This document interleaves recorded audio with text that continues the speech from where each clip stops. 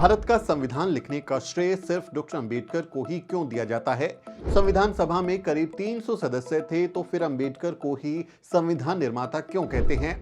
इस वीडियो में आगे मैं आपको ऐसे 5 कारण बताऊंगा जिन्हें जानने के बाद आप ये समझ जाएंगे कि क्यों सिर्फ डॉक्टर अंबेडकर को ही संविधान निर्माता कहा जाता है। तो आइए शुरू करते हैं।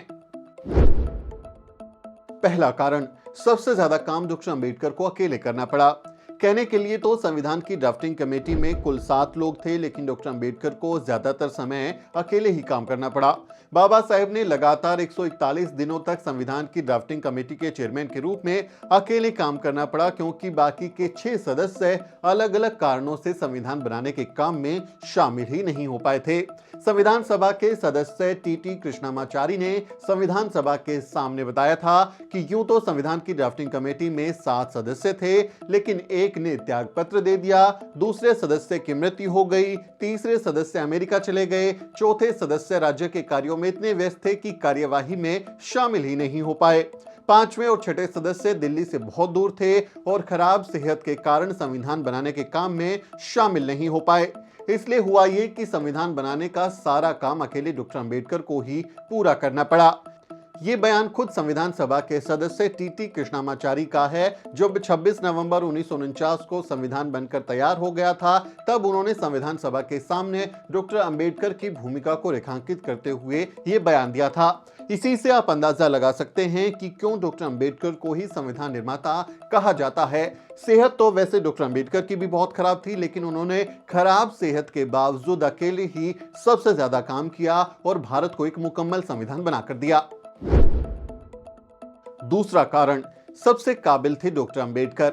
आजादी के बाद भारत का संविधान लिखने के लिए किसी ऐसे आदमी की तलाश थी जो दुनिया भर के संविधानों का अध्ययन कर सके, कानूनी पेचीदगियों को समझ सके, कानूनों की व्याख्या कर सके और भारतीय समाज के लिहाज से एक मुकम्मल दस्तावेज तैयार कर सके। पहले देश में ऐसे योग्य आदमी की तलाश की गई, क्योंकि मामला सिर्फ वर्तमान का नहीं, सदियों के भविष्य का भी था, लेकिन फिर देश में ऐसा कोई व्यक्ति उन्हें नहीं मिला। फिर कुछ लोगों ने यह राय दी कि विदेश से किसी संविधान एक्सपर्ट्स को बुला लेते हैं और उसके हाथों संविधान लिखवा लेते हैं। लेकिन यहां समस्या ये थी कि आजाद भारत, जिसने इतने सालों की गुलामी झेली थी, अब उस आजाद भारत का संविधान भला किसी विदेशी ताकत के हाथों या विदेशी व्यक्ति के हाथों कैसे लिखवाया जा सकता था। इसलिए बहुत मंथन किया गया, बहुत माथापच्ची हुई। कांग्रेस के जो नेता थे और देश के उस समय जो अन्य बड़े नेताओं थे, सब मिल बैठकर मंथन कर रहे थे। माथापच्ची के बाद डॉक्टर अंबेडकर का नाम तय किया गया, क्योंकि डॉक्टर अंबेडकर से ज्यादा काबिल पढ़ा लिखा व्यक्ति उस समय पूरे देश में कोई नहीं था। उन्होंने बॉम्बे काउंसिल के सदस्य के तौर पर, लेबर मिनिस्ट्री के तौर पर अपने कानूनी ज्ञान को पहले ही दुनिया के सामने रख दिया था। इससे भी उनकी भूमिका काफी मजबूत हो गई थी। इसलिए डॉक्टर अंबेडकर की काबिलियत को देखते हुए उन्हें ड्राफ्टिंग कमेटी का चेयरमैन चुना गया। यानी उन्हें सिर्फ संविधान बनाने वाली सभा में शामिल नहीं किया गया, बल्कि संविधान बनाने की जो ड्राफ्टिंग कमेटी थी, जिसमें 7 सदस्य थे, उसका भी चेयरमैन, संविधान सभा का चेयरमैन उनको ड्राफ्टिंग कमेटी का बनाया गया। डॉक्टर अंबेडकर की मेरिट के आगे उस समय कोई नहीं ठहरता था और उन्होंने इस जिम्मेदारी को बखूबी निभाया। तीसरा कारण, संविधान के कच्चे मसौदे को समेटा। संविधान सभा के संवैधानिक सलाहकार सर BN राव ने ड्राफ्टिंग कमेटी के सामने संविधान का कच्चा मसौदा पेश किया था, जो दुनिया भर के संविधानों पर आधारित था। अक्सर मनुवादी BN राव साहब का नाम लेकर कहते हैं कि उन्होंने तो कच्चा मसौदा दे दिया था और बाद में सिर्फ एक कट पेस्ट और काट छाट करके डॉक्टर अंबेडकर ने भारत का संविधान बना दिया।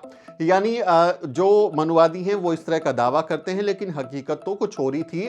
सर BN राव ने जो कहीं की कच्चा मसौदा दिया था, वो बहुत से संविधानों से कुछ अलग अलग बातों को लेकर एक कच्चा मसौदा तैयार किया गया था, क्योंकि दुनिया भर के संविधानों को उस समय आपाधापी थी कि क्या ले क्या छोड़े, कैसा संविधान बनाए। तो एक कुछ उन्होंने कच्चा मसौदा तैयार किया था, लेकिन वो मुकम्मल दस्तावेज नहीं था। डॉक्टर अंबेडकर ने इस कच्चे मसौदे का अध्ययन किया, उसमें से बहुत से अच्छे अनुच्छेदों को चुना, उसमें कुछ सुधार किए और उसे समेटने का काम किया। यह बहुत ही मुश्किल काम था, लेकिन उन्होंने अपनी काबिलियत से उसे समेटते हुए, उसमें सुधार करते हुए एक बहुत शानदार मुकम्मल दस्तावेज तैयार किया।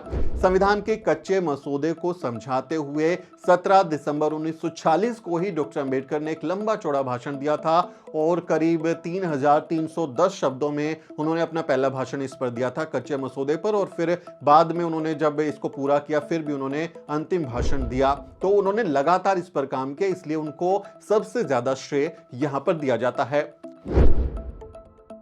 चौथा कारण, कानून एक्सपर्ट के तौर पर शानदार काम किया। डॉक्टर अंबेडकर लंदन के ग्रेज इन्न से बैरिस्टर की पढ़ाई करके लौटे थे। उस समय उनके पास दो पीएचडी की डिग्रियां थी। वो बतौर वकील भी काम कर चुके थे, मंत्री रह चुके थे। ऐसे में उन्हें कानून की बहुत अच्छी समझ थी। उन्होंने बतौर लेबर मिनिस्टर 10 से ज्यादा जो कानून है वो ड्राफ्ट किए थे, तो उनको उसकी समझ थी।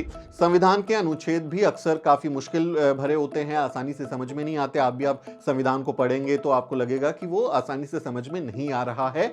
ऐसे में डॉक्टर अंबेडकर संविधान सभा के सामने आने वाले तमाम मुश्किल सवालों का जवाब देते थे। संविधान सभा की कार्यवाही में बाबा साहेब रोजाना एवरेज औसतन 10 बार खड़े होकर बोलते थे। यानी जब उस पर कोई आपत्ति कोई सदस्य जताता था या कोई जवाब या उस पर कोई स्पष्टीकरण मांगता था, तो एवरेज 10 बार बाबा साहेब डॉक्टर अंबेडकर दिन में खड़े होकर बोलते थे। और कई बार ऐसा है, आप संविधान सभा की डिबेट्स पढ़ें, उसमें आप उसको देखें, तथ्य लिखित बातें बता रहा हूं, ऐतिहासिक बातें बता रहा हूं, कोई फर्जी बातें नहीं हैं। आप कई बार उन्हें पढ़ेंगे तो आपको पता चलेगा कि बाबा साहब एक दिन में 20 से 25 बार खड़े होकर सदन को समझाया करते थे। जो भी क्लैरिफिकेशन रिक्वायर्ड होती थी, उसमें कोई अमेंडमेंट करना होता था या कुछ वैल्यू एड करनी होती थी, कुछ भी उसमें से निकालना डालना होता था, उस पर बाबा साहेब जवाब देते थे, क्योंकि ड्राफ्टिंग कमेटी के वो चेयरमैन थे। एक दिन में एवरेज 10 बार, लेकिन कई बार 20 से 25 बार खड़े होकर वो बयान देते थे। आप संविधान सभा की बहस जो है आप उसको पढ़ेंगे तो आपको समझ में आ जाएगा। और कई बार ऐसा होता था कि जो अनुच्छेद हैं वो विरोधाभासी नजर आते थे, उन पर घंटों बहस करनी पड़ती थी, सामने वाले को कन्विंस करना पड़ता था। और डॉक्टर अंबेडकर जो हैं वो इस काम को बखूबी अंजाम दे रहे थे। और डॉक्टर अंबेडकर काफी मल्टी टैलेंटेड थे, आप सब जानते हैं। डॉक्टर अंबेडकर उन चंद लोगों में शामिल थे जो ड्राफ्टिंग कमेटी का सदस्य, या आप उनको समझे कि वो चेयरमैन थे ड्राफ्टिंग कमेटी के। उस चेयरमैन होने के साथ साथ वो बाकी 15 कमेटियों में से कई कमेटियों के सदस्य भी थे, जिन्हें संविधान सभा को कुछ सलाह देनी थी या उनको कुछ काम दे दिए जाते थे कि आपको इस पर कुछ काम करके लाना है। तो 15 कमेटियां थी, उनमें से कई कमेटियों के सदस्य खुद बाबा साहेब डॉक्टर अंबेडकर थे। तो उन्होंने बहुत ज्यादा काम किया, ये तो साबित हो चुका है। संविधान का प्रारूप होने के बाद उसे जनता की प्रतिक्रिया के लिए रखा गया था। जब आप देखें कि 26 जनवरी 1949 को संविधान का जो प्रारूप है वो तैयार हो गया, ड्राफ्टिंग कमेटी ने उसे तैयार कर लिया, राष्ट्रपति को सौंपा, फिर उसे जो है जनता के लिए भी रखा गया कि इस पर जनता को कोई ऑब्जेक्शन हो या कोई सलाह हो, मशवरा हो, तो वो भी उस पर दें। तो इस प्रतिक्रिया में 7635 संशोधन पारित हुए थे, जो जनता ने उनके संविधान पर जो बातें लिखी होंगी या जो उनपे सजेशंस दिए होंगे, बाबा साहेब ने इन संशोधनों को खुद पढ़ा और 5162 संशोधनों को रिजेक्ट किया, क्योंकि वो लगा कि उनको ये सही नहीं है। और 2473 संशोधनों को संविधान में समायोजित किया। यानी जो जनता की तरफ से भी जो चीजें आई, करेक्शंस आए, जो चाहते थे कि इसमें कुछ अमेंडमेंट किया जाए, कुछ चीजें हटाई जाए, बाबा साहेब ने खुद वो काम किया। तो बाबा साहेब डॉक्टर अंबेडकर के काम का अंदाजा आप लगाइए कि उन्होंने भारत का संविधान बनाने में कितनी ज्यादा मेहनत की थी। पांचवां कारण, प्रमुख लेखकों विचारकों ने डॉक्टर अंबेडकर की भूमिका को सराहा।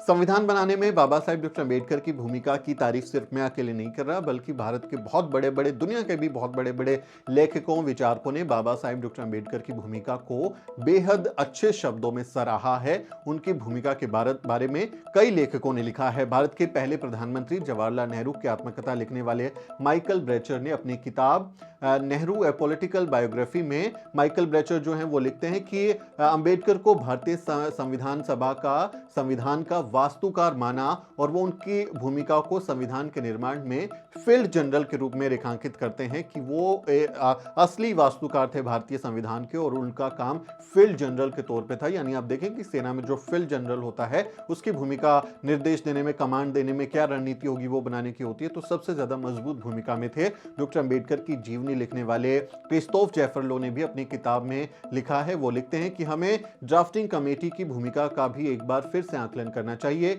ये कमेटी सिर्फ संविधान के प्रारंभिक पाठों को लिखने के लिए जिम्मेदार नहीं थी, बल्कि उसको ये जिम्मा सौंपा गया था कि वो विभिन्न समितियों द्वारा भेजे गए अनुच्छेदों के आधार पर संविधान का लिखित पाठ तैयार करे, जिसे बाद में संविधान सभा के सामने पेश किया जाए। सभा के समक्ष कई मसौदे पढ़े गए और हर बार ड्राफ्टिंग कमेटी के सदस्यों ने चर्चा का संचालन और अगुवाई जो है वो किया, और उसका ज्यादातर जिम्मेदारी जो है वो बाबा साहेब डॉक्टर अंबेडकर ने ही खुद निभाई। वही सवालों के जवाब देते थे। जैसे मैं आपको बता चुका हूं कि एक दिन में एवरेज 10 टाइम वो खड़े होकर जवाब देते थे, और कई बार ऐसा होता था कि उन्हें 20 से 30 बार भी खड़े होकर जवाब देना पड़ता था।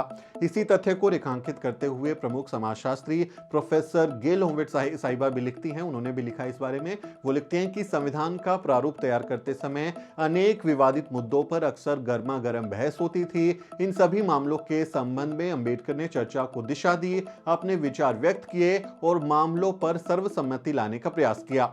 ये गेल होमवेट साहिबा भी लिखती हैं कि जब भी कुछ ऐसा होता था तो डॉक्टर अंबेडकर जो है वो खड़े होकर जवाब देते थे। इस तरह बाबा साहेब ने 2 साल 11 महीने और 18 दिन में भारत को एक ऐसा संविधान बनाकर दिया जो जाति, लिंग, भाषा, क्षेत्र और धर्म के आधार पर कोई भेदभाव नहीं करता, सबसे बराबरी का व्यवहार करने की हिदायत देता है। एक ऐसा संविधान दिया जो हर किसी को समानता, स्वतंत्रता और बंधुता का पाठ पढ़ाता है, उनकी गारंटी देता है, मूल अधिकारों की गारंटी देता है। एक ऐसा संविधान जो सामाजिक न्याय की गारंटी देता है। इसलिए डॉक्टर अंबेडकर को ही भारत का संविधान निर्माता या संविधान का जनक कहा जाता है।